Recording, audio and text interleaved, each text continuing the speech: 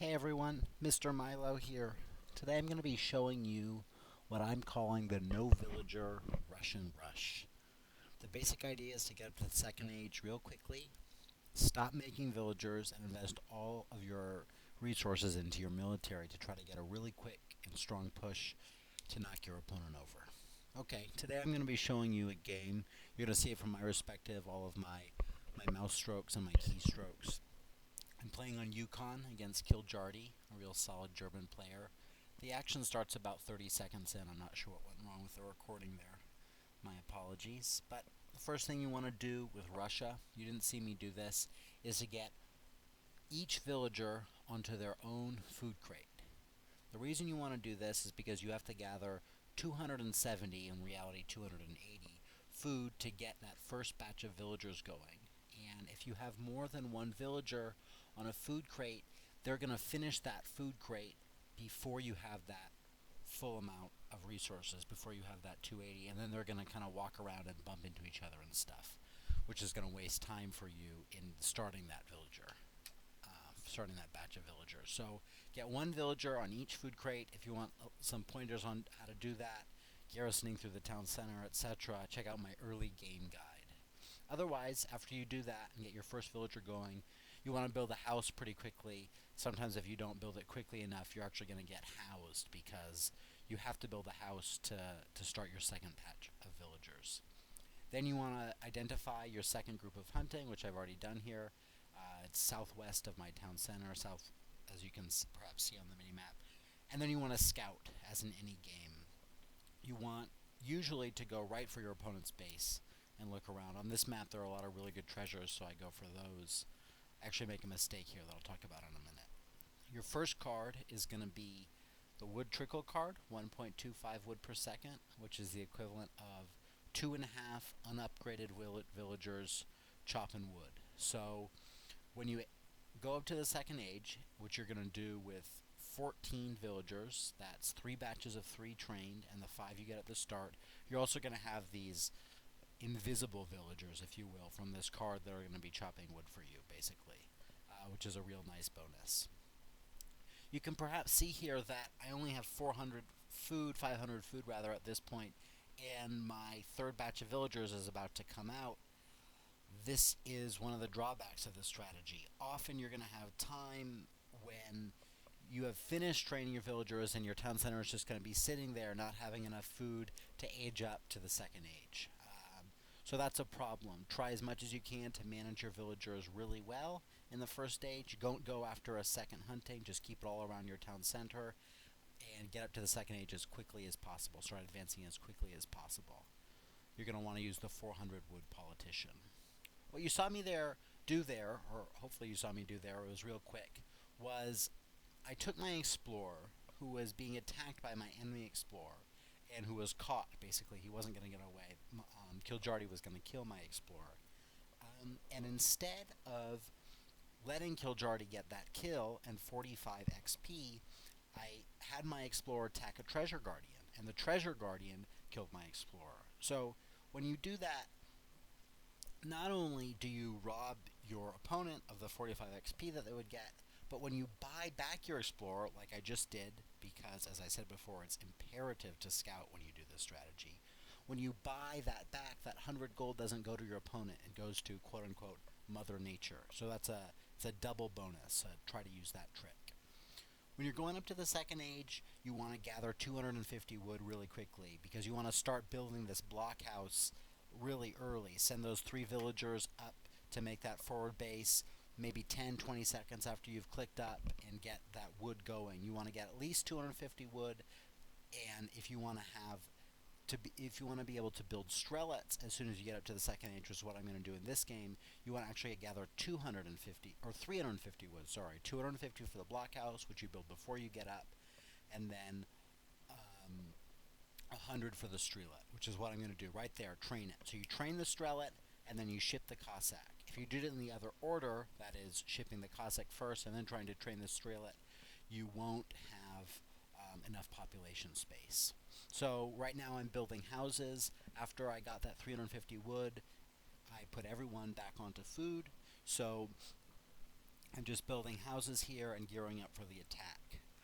I make a little mistake here by not scouting better with my explorer. For some reason I decide to attack his settler wagon, which is a really dumb decision to make because the whole idea here is, as you can tell, I have 10 Strelets, 5 Cossacks, and 10 more Strelets on the way, and he hasn't shown any army.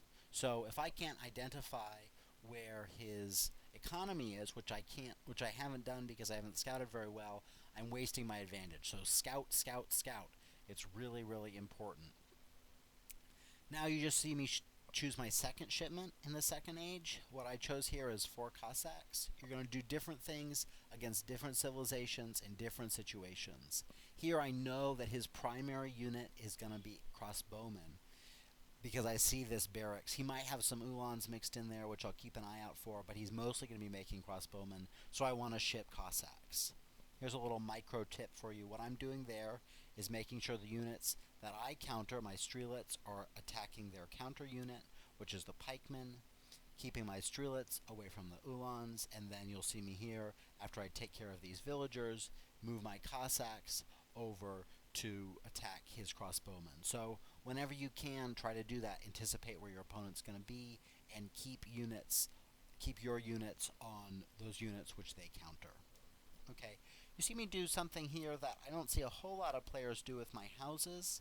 If you look up at the top of the mini-map, you see I have a good kind of ring of line of sight that in effect protects my villagers. He's going to raid me a little later in the game, and because I've put those houses in a position that they show me where he will be coming from, I'm able to see essentially where he's coming from, and I'm able to give my villagers more time to react and move away from his raiding. You see here I'm sending as my third card in the second age 700 food. When you send 700 food, it's a good time to start training villagers, essentially, because you can continue your military production while also getting the food that you need to start training villagers again, which is exactly what I'm doing here.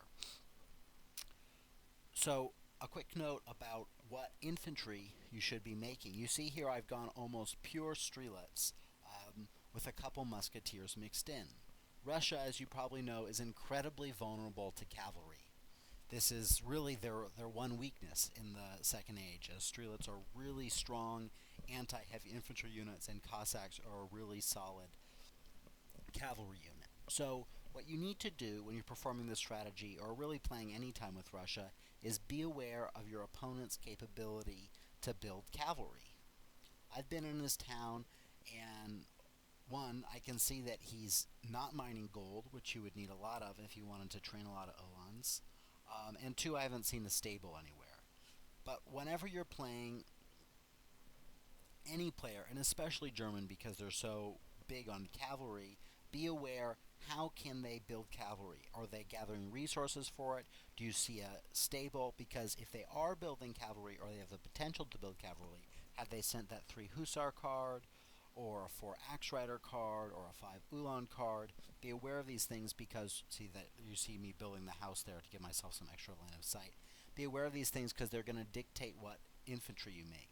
If you sense the capacity to build that cavalry, you need to be making more Strelets. If you don't, if you sense the capacity to build cavalry, you need to make musketeers. If you don't, keep going with Strelets. See here, he catches me with these villagers. This is a really nice move on his part. Nice little raid. I didn't see them move up. But had those houses not have been there, all of these villagers would have died, instead of only a couple of them dying. Okay, so now you've gotten a pretty good look at what the strategy is and how to do it. Not building villagers early on, and really pushing hard militarily. What civilizations does this work against? You see here I'm doing against German to pretty strong effect. I personally think that this strategy can pull off very well against every civilization with the exception of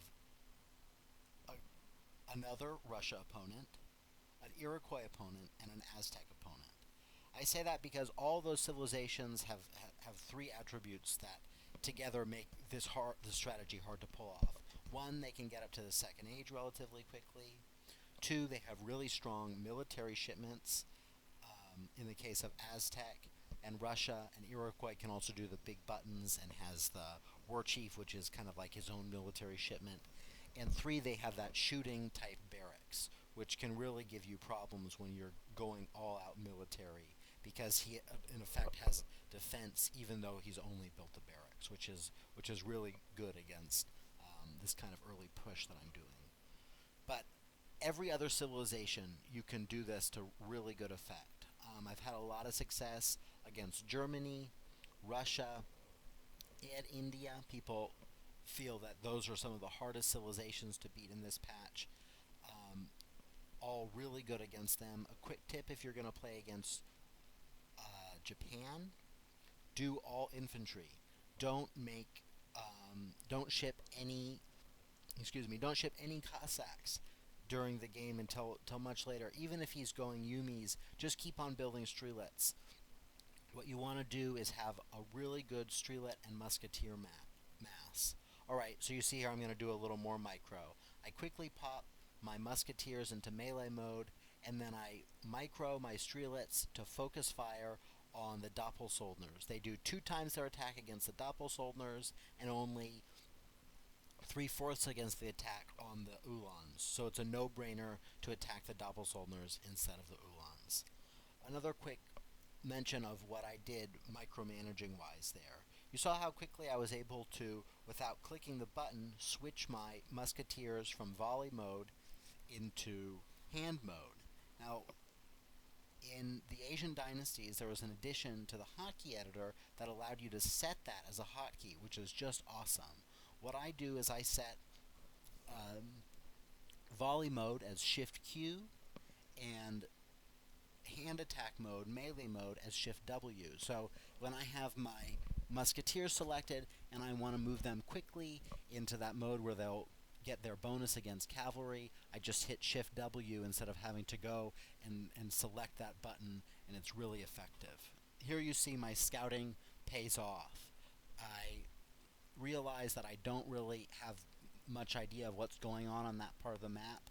I send my Cossacks there. I find some of his villagers that are already chopping wood, and then I get a little lucky because he's sending other villagers over there. But always be aware of what's going on in the map. When you play a strategy as aggressively as this, and you're always in your opponent's town, pushing him, irritating him, getting him off of his resources, your opponent will likely send his villagers to other places on the map, and if you don't scout well, you're effectively losing the advantage of your whole strategy, which is to deny them resources if you have a big military advantage.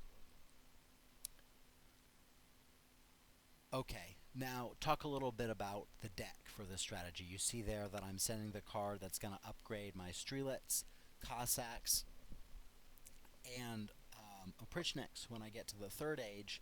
That's a really great card to have in the deck, must have. I also like to have the 4 Cossacks, the 5 Cossacks, the 13 Strelets. I like to have a, I like to have a mill upgrade card because food is so important to Russia. I like to have advanced arsenal because oftentimes when you play as Russia, games go really late into the 2nd age. And that advanced arsenal card is awesome. It gives you so many upgrades for your infantry, your streelets, and makes your, if you use the Boyer's technology, makes your musketeers a lot more effective against cavalry, which again really compensates for Russia's one big weakness in the 2nd age. I also like to have 2 food cards. I like the 700 food and the 600 food. Again, that's because I want to be able to train villagers and infantry at the same time. I also have the 700 wood card in my deck, which I find really handy. When you get map control like this, sometimes it's really hard to expand your economy quickly enough and really take advantage of that map control. So what I like to do is take the trading posts and upgrade them. You're going to see me do a little trick here that's very, very handy. I'm going to take some of my streelets once the villagers come out of this outpost, and I'm going to put them in melee mode. Watch. And see, look how much more difficult it is for those settler wagons to get to the town center. Because my streelets are in melee mode, they in effect block them and force them to kind of run around them, and I'm able to kill way, way more settler wagons than I would have been able to had I just had those streetlets in ranged mode. And that's pretty much the game right there. I've killed a bunch of his villagers.